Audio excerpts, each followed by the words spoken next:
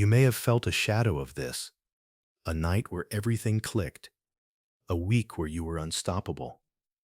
Then it faded, and you spent months trying to get back there. Now imagine that state amplified by a factor of 50.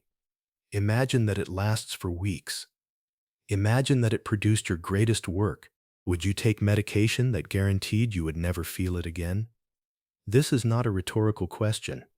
This is the actual choice he faces. You know this pattern on a smaller scale. You know what it feels like when confidence produces results and results produce more confidence. You know how intoxicating that loop can become. Now remove all the normal limits. Remove financial constraints. Remove people willing to tell you no. Remove any feedback mechanism that might slow the spiral. What you get is not a person making bad decisions. What you get is a person whose internal reality has genuinely diverged from external reality, and who has enough power to force the external world to bend. Why normal life feels like death. The crash is not sadness.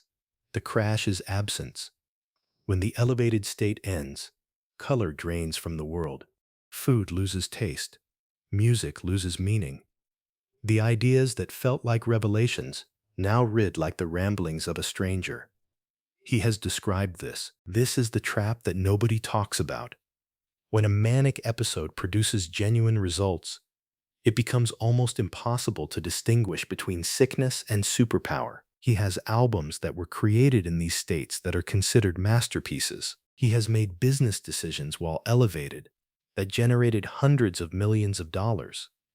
The illness and the genius are using the same neural pathways. They are the same phenomenon experienced from different angles. Consider what he has actually accomplished. He transformed music production. He built a billion-dollar brand from nothing. He shifted the entire aesthetic direction of fashion and celebrity. These are not the accomplishments of an ordinary mind. So when that mind enters an elevated state, when the internal experience says you can do anything, there is evidence to support the belief. The delusion has receipts. The high he can't quit. There is a feeling that most people will never experience. A state where sleep becomes unnecessary, where every idea feels like divine revelation, where the entire universe seems to reorganize itself around your purpose. He has described it himself. The sensation that he can see connections nobody else can see. The absolute certainty that he is operating on a frequency the rest of humanity cannot access. This is not arrogance. This is neurochemistry, the feeling of reading his own interviews and not recognizing the person speaking. The sensation of waking up in a life that belongs to someone else. This is the part the public never sees. The weeks in bed, the inability to make simple decisions, the looking at a studio full of equipment and feeling nothing, no drive, no vision, no sense that any of it matters. The same brain that was convinced it could reshape reality is now convinced that nothing will ever feel meaningful again. Now here is what nobody tells you. This state has a name in clinical literature, but the name does not capture what it actually feels like from the inside. From the inside, it feels like finally being yourself, like the fog has lifted, like you have been driving with the parking brake on your entire life, and someone finally released it. Now here is the dark logic that nobody wants to acknowledge. When baseline feels like death, the elevated state becomes the only experience worth having. Not because it is healthy, not because it produces good outcomes, but because it is the only time consciousness feels like a gift rather than a burden. You do not choose this preference. Your nervous system makes this choice for you. Most people experience mood as a continuous spectrum, happy to sad, energized to tired, optimistic to pessimistic, small variations within a manageable range. What he experiences is categorically different. Two entirely separate operating systems that share nothing but memories. The person who made those statements, who burned those bridges, who declared those certainties, might as well be a stranger, and the answer explains everything you have witnessed for the past decade. The God complex explained. He called himself a god on national television, and people laughed. They called it ego. They called it delusion. They missed what was actually happening. When the neurochemistry shifts, grandiosity is not a choice. It is a symptom. The same brain state that produces unlimited creative energy produces unlimited self-belief. They are not separate phenomena, and it is more addictive than any drug you can name. When he enters this state, time dilates. He works for 40 hours straight. He rewrites entire albums in single sessions. He makes decisions that will cost him hundreds of millions of dollars and feels nothing but certainty. The people around him see destruction. He sees clarity for the first time in months, and it will sacrifice everything: relationships, money, reputation, to get back to the only state where existence feels worthwhile. The grief that never healed. She was not just his mother. She was his entire foundation, the person who told him he was special before anyone else believed it, the one who moved cities so he could pursue music, the voice on his albums, literally, her words woven through his most personal work. When she died, something fractured that has never been repaired. The surgery that killed her was cosmetic: liposuction and breast reduction, a procedure he had paid for. This is a weight that never lifts. Every success after that moment carries a shadow. Every achievement is met with the unconscious question of whether she would be proud, combined with the conscious knowledge that she is not there to answer. Trauma does not heal on a schedule. And when trauma occurs in someone with an already unstable neurochemistry, it becomes woven into the fabric of every future episode. The manic states become attempts to outrun grief. The depressive crashes become periods where the grief finally catches up. The cycles that might have been manageable become engines of escalating destruction. You have seen this in people you know. The loss that changes someone fundamentally. The grief that does not follow the expected stages, but instead becomes a permanent resident, shaping every decision without ever being directly acknowledged. He has spoken about his mother constantly. He has dedicated work to her. He named his production company after her.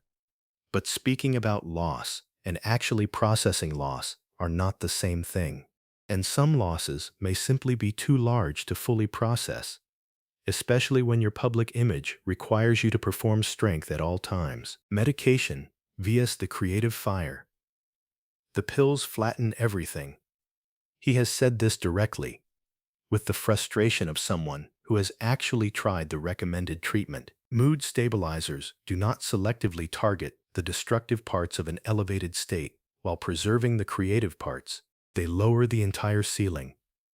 They remove access to the state that produced the work that made him who he is. This is not an excuse. This is a genuine clinical dilemma that has no satisfying answer.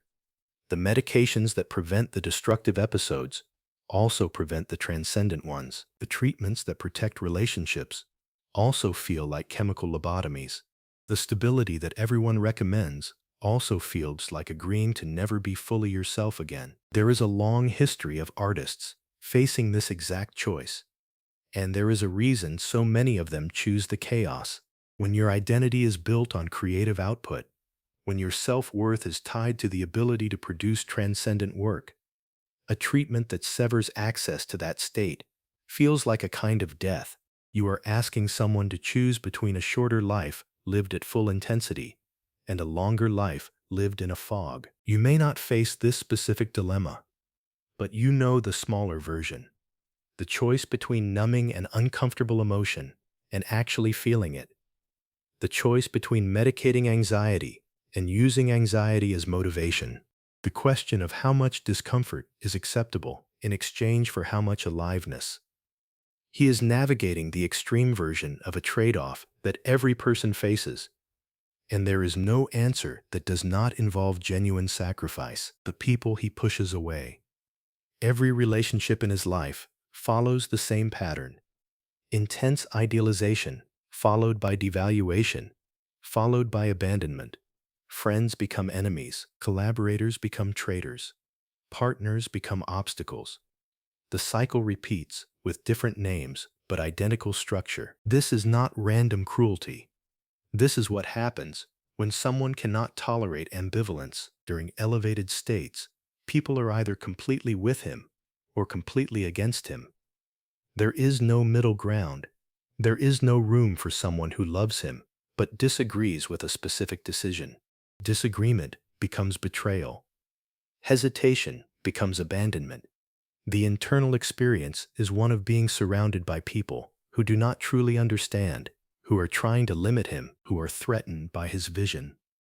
The people who stay the longest are the ones who learn to manage the cycles, who understand that the person saying terrible things in January may genuinely not remember saying them by March, who develop the emotional calluses necessary to absorb the attacks without taking them personally. But this is an inhuman amount to ask of another person. And eventually, the calluses are not thick enough. Eventually, everyone leaves. You have seen this pattern in people you know. The friend who runs hot and cold. The family member whose affection seems conditional on agreement. The person who draws you close and then pushes you away with equal intensity. The specific drama differs, but the underlying mechanics are identical. An inability to hold complexity. A need for others to be entirely good or entirely bad. A pattern of destruction that leaves the person increasingly isolated and then blaming that isolation on everyone else. Public explosions as self-medication. The interviews that seem like breakdowns are not breakdowns. They are attempts to induce a specific state. Controversy creates adrenaline. Adrenaline creates energy. Energy creates the feeling of being alive that has been missing since the last natural elevation ended. This is self-medication, using public chaos as the drug. Notice the timing. The most explosive public statements do not come during obvious manic episodes. They come during the periods between episodes, when baseline feels unbearable, when depression is starting to take hold. The outrageous statement, the provocative tweet, the unhinged interview. These are attempts to artificially trigger the neurochemical state that the brain is craving. The public plays its assigned role perfectly. The outrage, the think pieces, the debates about whether he has finally gone too far. All of this attention becomes fuel. Negative attention and positive attention produce similar neurochemical responses. Being hated intensely is neurologically preferable to being forgotten entirely. The hate confirms relevance. The controversy confirms impact. The chaos confirms aliveness. The pattern you recognize in yourself. You are watching because something here feels familiar. You do not have billions of dollars or millions of followers or the ability to generate headlines with a single sentence, but the underlying mechanics, those you recognize, the way a productive week can tip into unsustainable intensity, the way confidence can curdle into something that pushes people away, the way grief can hide behind achievement, the way chaos can feel more comfortable than peace. This recognition is uncomfortable. It is supposed to be, because once you see the pattern clearly in someone else, you cannot unsee it in yourself.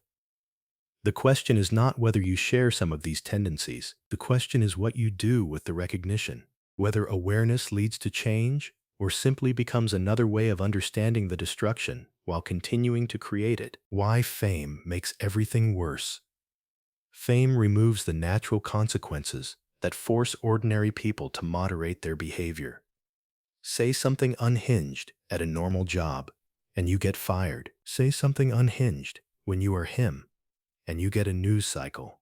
Destroy a relationship through manic behavior, and most people have to face the loneliness that follows. Destroy a relationship at his level, and there is always someone new willing to try. Someone who thinks they will be different. The enablers are not villains. They are people responding rationally to incentives. When someone generates that much money, that much attention, that much cultural impact, there will always be people whose livelihood depends on keeping them functional enough to continue producing. Not healthy, not stable, just functional, just capable of making it to the next album, the next fashion show, the next interview. The system that surrounds extreme success is not designed to produce recovery. What happens next? There are only three ways this story ends: medication and management, which means accepting a diminished version of yourself in exchange for stability, continued chaos until the consequences finally become large enough to force change from outside, or tragedy. These are the only options available when the machinery of your mind operates this way, and you have enough resources to avoid all the normal forcing functions. Nobody watching this video can change his outcome, but that was never the point. The point was to see clearly, to understand the mechanics behind behaviors that otherwise look like random madness, to recognize that what presents as arrogance is often terror, that what presents as cruelty is often pain, that what presents as delusion is often a desperate attempt to make sense of internal experiences that most people cannot imagine. You now understand something that most observers never will. Not because you are smarter, because you were willing to look past the surface, to see the human machinery underneath the public persona, to recognize that the same brain that produces genius produces destruction, and that no one chooses which version shows up on any given day. This is not sympathy. This is not an excuse for harm caused. This is simply vision, the ability to see what is actually happening rather than what appears to be happening. And that vision, uncomfortable as it is the only thing that prevents you from being manipulated by the chaos rather than understanding it. You are now someone who sees patterns that others miss. The question is what you do with that sight.